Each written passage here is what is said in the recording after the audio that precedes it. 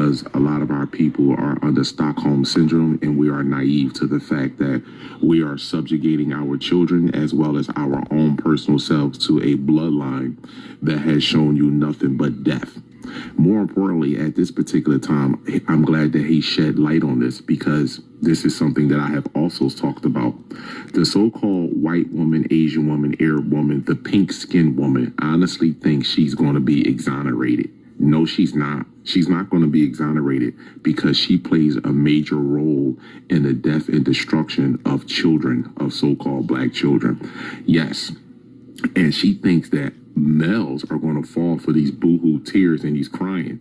I'm not falling for none of it. The so-called pink-skinned woman is in the same boat as the so-called pink-skinned man.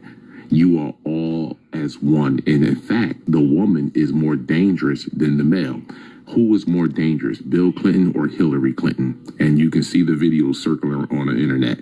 You better enter who you think is more dangerous over there in that fake royal family. Do you think it was King Charles or Queen Elizabeth? You better wake the French toast up about these females, these pink-skinned females.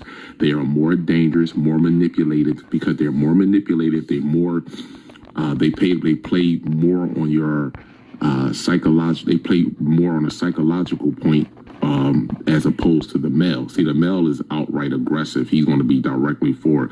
But the female, she like to smile. She like to talk softly. But that's manipulation, and that's emotional manipulation. And at the same time, she is sticking you and killing you at the same time. She knows what she is doing, and she plays naive to it. At the same token, she supports the death that is happening to with our children and our women. However, I'm going to let this video play, and then I'm going to give my commentary at the end. Right now.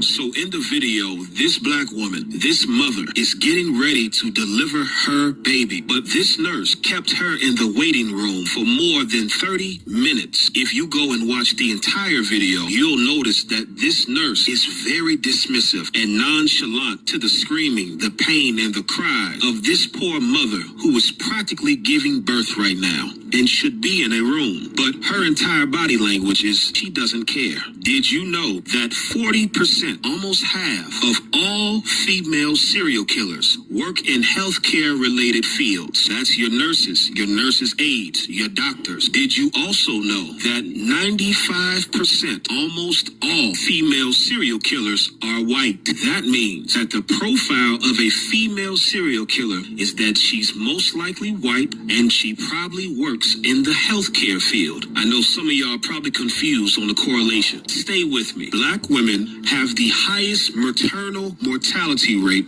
in the United States of America, meaning black women die 3 times the rate of white women while giving birth to their children. The infant mortality rate of black babies is nearly triple the rate of white babies, meaning black babies die almost 3 times more than white babies during childbirth. Why is there a direct correlation between female serial killers being white women that work in the healthcare field and black women and black babies dying at far higher rates than white people? I know some of you are probably going to say, no, you're reaching. That's a stretch. But based off of this country's history, is it really a stretch?